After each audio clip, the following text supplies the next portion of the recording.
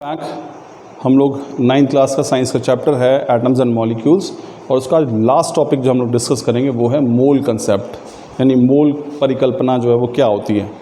अब देखिए मोल, इसके बारे में इंट्रोडक्टरी पार्ट देखिए ज़रा क्या है। William Oswald introduce the word mole in 1896। It is derived from Latin word mole meaning a heap और अ पाइल।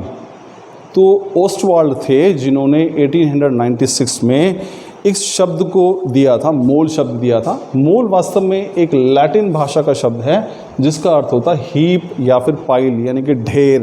हीप कहते ढेर, जैसे अनाज का ढेर लग जाता है, किसी मिट्टी का ढेर है तो वो पाइल, उसको भी ये सेम मीनिंग है। तो यही मोल शब्द का अर्थ भी है लैटिन भाषा में। तो मोल एक लैटिन भाषा का शब्द है जो ऑस्वाल्ड ने दिया था 1896 में, जिसका अर्थ होता है ढेर।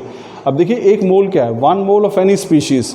अब देखिए वन मोल मतलब अगर मैं कहता हूँ किसी का भी एक मोल, अब वो कोई भी स्पीशीज़ होती है, वो एक मोल एटम भी हो सकता है, एक मोल मॉलिक्यूल भी हो सकता है, एक मोल आयन भी हो सकता है, एक मोल पार्टिकल भी हो सकता है। तो जब मैं एक मोल कह रहा हूँ, चाहे वो एटम हो, चाहे मॉलिक्यूल हो, चाहे आयन हो, is that quantity number having mass equal to its atomic molecular mass in grams. तो जब किसी भी स्पीशीज़ की बात करें, जब उसके अंदर इतना वज़न हो जो उसके एटॉमिक मास या फिर मॉलिक्यूलर मास के बराबर हो, तो वो कहलाएगा उसका वन मोल।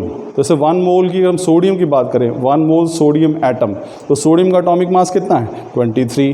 तो अगर 23 ग्राम सोडियम के लेता हूँ तो किसके बराबर है, एक मोल सोडियम के बराबर है। ऐसे में ऑक्सीजन मॉलिक्यूल ले लेता हूँ, ऑक्सीजन मॉलिक्यूल मतलब O2, इसका मॉलिक्यूलर मास कितना है 32। तो एक मोल ऑक्सीजन मॉलिक्यूल इसके बराबर हो गया 32 ग्राम के बराबर हो गया। तो किसी का भी एक मोल, चाहे वो एटम हो, मॉलिक्यूल हो, उसमें इतनी मात्रा होती है जो उसके एटॉमिक मास या फिर मॉलिक्यूलर मास के बराबर होती है। अब यहाँ पे जो मोल है उसके साथ एक बड़ी विचित्र संख्या भी जुड़ी हुई है स्टूडेंट्स, और वो संख्या, इसको हम अवोगाड्रोस नंबर कहते हैं।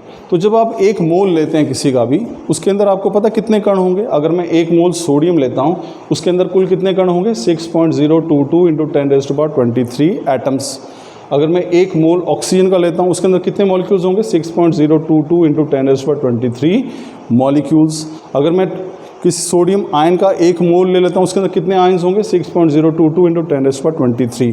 तो किसी का भी जब आप एक मोल लेते हैं तो संख्या के आधार पर उसके अंदर इतने ही कण मिलेंगे। अगर एक मोल सोडियम है उसमें इतने सोडियम एटम होंगे, अगर एक मोल ऑक्सीजन मॉलिक्यूल है उसमें इतने मॉलिक्यूल्स होंगे, अगर एक मोल कोई आयन है उसके अंदर इतने ही आयन्स ही मौजूद होंगे। ये जो संख्या है 6.022 इंटू 10⁻23, ये संख्या कहलाती है अवोगाड्रोस नंबर या अवोगाड्रोस कांस्टेंट। तो इसको नाम ध्यान रखिएगा, अवोगाड्रो साइंटिस्ट का नाम है जिन्होंने इसकी ये मान निकाला था। और ये जो संख्या है 6.022 इंटू 10⁻23, इसको हम अवोगाड्रोस कांस्टेंट भी कहते हैं। अब mass of one mole of substance is equal to its relative atomic mass molecular mass in grams. तो मैंने आपको पहले बता दिया कि अगर आप एक मोल लेते हैं किसी का भी, उसके अंदर कितना मास होगा, कितना वजन होगा। अगर एक मोल सोडियम एटम लिया है तो उसके अंदर कितने सोडियम ग्राम, कितने ग्राम सोडियम होंगे उसके एटॉमिक मास के बराबर। अगर एक मोल किसी ऑक्सीजन मॉलिक्यूल का ले लिया है, वाटर मॉलिक्यूल का ले लिया है, उसके अंदर उसका मास कितना होगा, उतने ही मॉलिक्यूल्स जो ग्राम में अगर लिखोगे, जैसे वाटर है तो 18 ग्राम, उसका एक मोल वाटर मॉलिक्यूल में कितने ग्राम होंगे 18, 2 हाइड्रोजन और 16 ऑक्सीजन, तो 18 ग्राम। ठीक है ना।